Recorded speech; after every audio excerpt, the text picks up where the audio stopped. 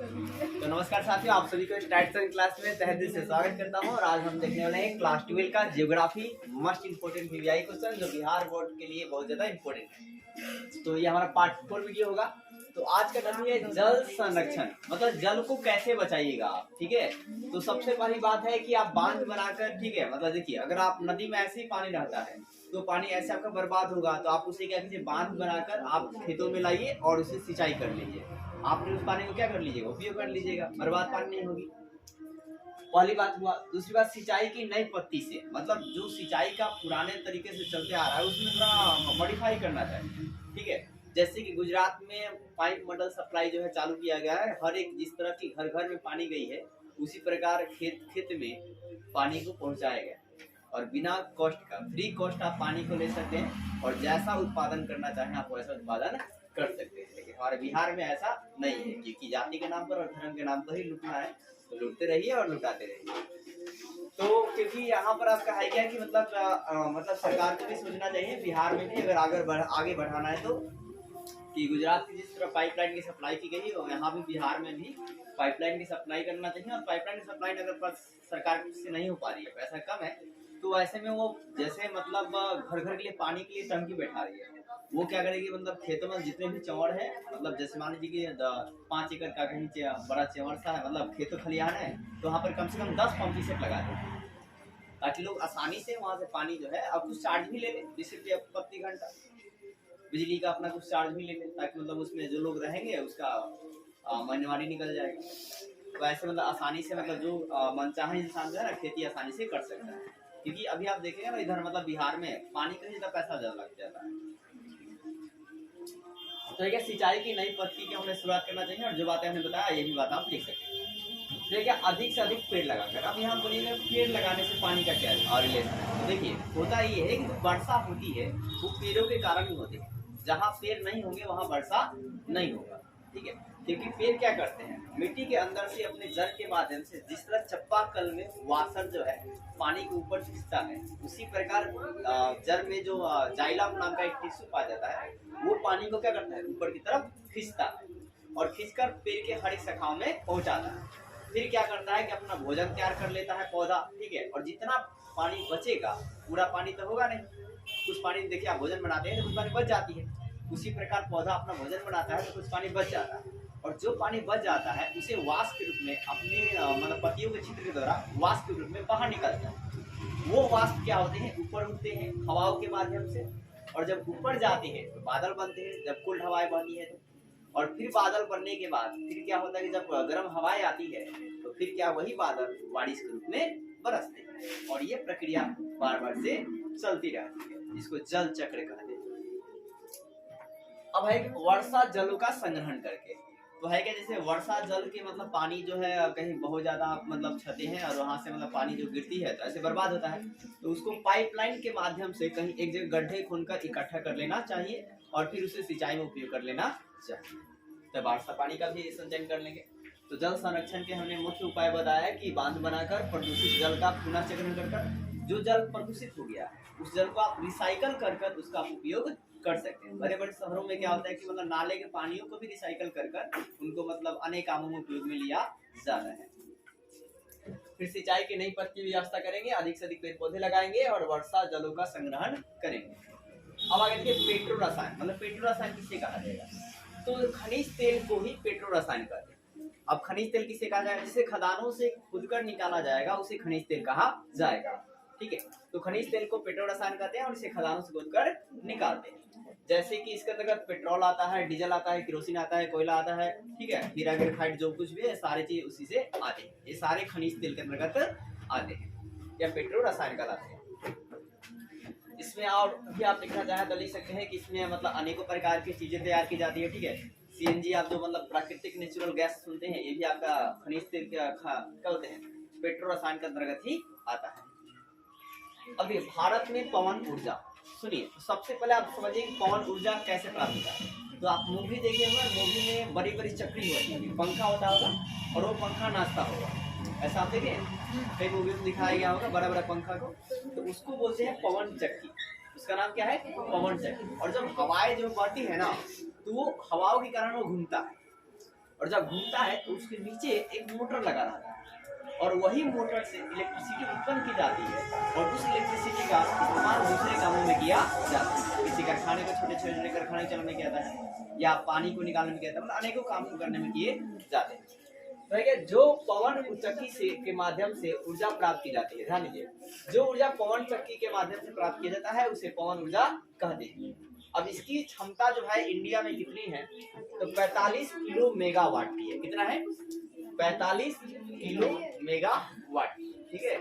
आपके मतलब हजार मिल सकते हैं 45, ठीक है ना, कितना जी? 45,000 मेगावाट या किलो मेगा, किलो मतलब क्या होता है? हजार होता है।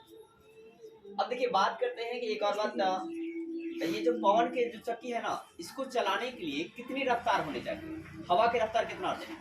तो 15 किलोमीटर प्रति घंटा। पवन चक्की चलाने के लिए पवन का जो चाल होना चाहिए, पवन का जो स्पीड होना चाहिए, वो कितना होना चाहिए? यह रखिएगा 15 किलोमीटर प्रति घंटा। मतलब 1 घंटा में पवन की स्पीड जब 15 किलोमीटर होगी तो पवन चक्की स्पीड चलेगा और जो उसमें अंदर मोटर लगाया गया है वो काम करेगा। अब बात करते हैं कि पवन ऊर्जा, भारत में पवन ऊर्जा का जो स्रोत है वो ज्यादातर किस किस क्षेत्रों में है? तो देखिए पहले नंबर पर गुजरात है, ठीक है, फिर क्या है? तमिलनाडु है, आंध्र प्रदेश है, केरल है, एमपी है, महाराष्ट्र है, राजस्थान है। ये सब क्या है आपके मतलब पवन ऊर्जा से विद्युत उत्पन्न करने में आगे है। और पवन ऊर्जा से विद्युत आप उत्पन्न करते हैं तो यहाँ पर वायु प्रदूषण या जल प्रदूषण कोई घटना जो है नहीं होती। ये एकदम का स्वच्छ ईंधन है, ठीक है, इससे कोई भी पॉल्यूशन जो है नहीं हुआ। इसलिए हर एक स्टेट के गवर्नमेंट को यहाँ पे ऐसे बंद करने का ध्यान देना चाहिए, लेकिन सरकारें तो अपने में डूबी हुई है। देखिए अब बात करते हैं नाभिकीय ऊर्जा, ठीक है। तो नाभिकीय ऊर्जा की बात क्या है? ध्यान दीजिए साहब, नाभिकीय विखंडन अभिक्रिया द्वारा प्राप्त ऊर्जा को नाभिकीय ऊर्जा कहा जाता है। सुनिए जी, नाभिकीय विखंडन से प्राप्त ऊर्जा को नाभिकीय ऊर्जा कहा जाता है। तो नाभिकीय विखंडन एक अभिक्रिया है और इस अभिक्रिया से जो हमें ऊर्जा मिलेगी उसी को हम क्या कहेंगे? नाभिकीय ऊर्जा कहा जाएगा। अब देखिए नाभिकीय ऊर्जा होता क्या है? नाभिकीय विखंडन अभिक्रिया क्या होती है? जब क्या होता है कि एक बड़े परमाणु के टूटने से या बड़े परमाणु के न्यूक्लियस को टूटने से छोटे छोटे नाभिकों का निर्माण हो जाता है, उसे नाभिकीय विखंडन अभिक्रिया कहा जाता है। इस नाभिकीय विखंडन अभिक्रिया को सबसे पहले अमेरिका में किया गया। कहाँ किया गया? अमेरिका में। और इस अभिक्रियाओं के द्वारा एक परमाणु बम बनाया गया। क्या बनाएगा जी? परमाणु, ठीक है, एटम बम। और उस परमाणु बम को बनाया गया अमेरिका ने और सबसे पहले इसका प्रयोग भी अमेरिका ने किया। कहाँ पर किया भाई साहब? 6 अगस्त, ठीक है, 6 अगस्त 1945 को नागासाकी में और 9 अगस्त क्या होते हैं हिरोशिमा पर, और 9 अगस्त 1945 को नागासाकी बनाया और फोड़ भी दिया। तो आपका है क्या यहाँ पर आप याद रखेंगे कि मतलब इस सिद्धांत पे परमाणु बम को बनाते हैं और सबसे पहले किसने बनाया था? तो अमेरिका ने बनाया था। और इसका इस्तेमाल कहाँ किया था भाई साहब? इसने क्या किया? जापान पर आक्रमण मारा था, परमाणु बम को छोड़ा था, ठीक है, जिससे पूरा लाखों लोग मारे गए थे, कई लोग तबाह हो गए थे। कब? एक आप डाटा याद रखेंगे 6 अगस्त को और एक कितना जी? 9 अगस्त को। एक 9 अगस्त को, ठीक है, 6 अगस्त को याद रखिएगा हिरोशिमा पर 1945 की घटना है और 9 अगस्त को 9 अगस्त 9 से नागासाकी पर गिराया गया था, ठीक है, जिससे लाखों लोग क्या होते हैं? घायल हुए थे। और आज भी इसका प्रभाव मतलब क्या बोलते हैं? इसका प्रभाव आज भी दिखता है। वहाँ के लोग जो है ना मतलब विकलांगता के रूप में आते हैं, किसी का आँख खराब होता है, किसी का पाँव खराब होता है, ठीक है, जेनेटिक प्रॉब्लम हो जाती है एटम बम को छोड़ने से। अब देखिए नाभिकीय ऊर्जा के केंद्र के नाम बताते हैं, ठीक है, कुछ नाभिकीय ऊर्जा केंद्र के नाम। जैसे आपसे पूछ लेगा तारापुर कहाँ भैया? महाराष्ट्र में। कहाँ जी? महाराष्ट्र। तारापुर कहाँ जी? महाराष्ट्र में। फिर नरौरा कहाँ है जी? उत्तर प्रदेश में। ये बहुत बढ़िया है, नरौरा पूछता है बार बार कि नरौरा कहाँ है? उत्तर प्रदेश में। फिर है क्या आपका कि रावत भट्टा, ये कहाँ है जी? राजस्थान। रस से रावत, रस से क्या जी? राजस्थान। तारापुर में क्या रखेगा? महाराष्ट्र है। और नरौरा उइपी, नरौरा का जी उइपी। तारापुर क्या रहेगा? महाराष्ट्र। नरौरा उइपी, रावत भट्टा राजस्थान। फिर गंगा कहाँ है? कर्नाटक में। गंगा कहाँ है जी? कर्नाटक में। फिर जो कक्कर पाड़ा है ये कहाँ है जी? गुजरात, ठीक है, कहाँ जी? गुजरात। मैक्सिमम चीजें गुजरात में आपको देखने के लिए मिल जाएगी, ठीक है। अब आगे देखें साहब, ऊर्जा की बात करते हैं। तो ऊर्जा की स्रोतों को 2 प्रकार से बांटा गया, एक नवीनीकृत या नवीनीकरणीय, ठीक है, जिसे गैर परंपरागत भी कहते हैं। जिसे क्या कहते हैं? परंपरागत, ठीक है। तो जो ऊर्जा को स्रोत को हम उपयोग करने के बाद खत्म हो जाए तो फिर से बना सकते हैं, उसे नवीनीकृत या गैर परंपरागत ऊर्जा का स्रोत कहा जाएगा। सुनाई दिया जी? क्या कहा हमने कि जिस ऊर्जा को आपने इस्तेमाल किया, यूज किया और फिर अगर समाप्त हो जाता है तो फिर से आप बना सकते हैं, उसे कहा जाएगा नवीनीकृत या गैर परंपरागत ऊर्जा का स्रोत कहा जाएगा। उदाहरण के लिए सौर ऊर्जा। तो सौर ऊर्जा कैसे मिलता है? तो जो सूर्य से आने वाली किरण है उससे हम लोग प्राप्त करते हैं। ये कैसे होता है भाई साहब? तो सोलर प्लेट लगाकर आप देखिएगा कि मतलब जहाँ पानी टंकी जहाँ भी आजकल लग रहे हैं वहाँ पर बड़े बड़े गाँवों में सोलर प्लेट लगा दिया जाता है, और उस सोलर प्लेट पर जब सूर्य की रोशनी पड़ती है तो वो सोलर प्लेट क्या होता है कि मतलब वहाँ से वो उष्मा को हीटिंग ले लेता है, और हीटिंग से मतलब वो करंट की सप्लाई क्या है किसी बैटरी में चली जाती है, और वही बैटरी क्या करता है आपको मतलब फिर से मतलब पानी वानी खींचने का काम जो है करना चालू करता है।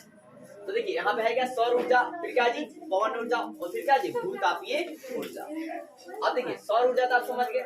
पवन ऊर्जा में क्या बताया कि पवन ऊर्जा में बताया आपको वहाँ पे कि पवन चक्की के माध्यम से जो ऊर्जा प्राप्त करते हैं उसे पवन ऊर्जा करते हैं। अब यहाँ बात है भूतापीय ऊर्जा।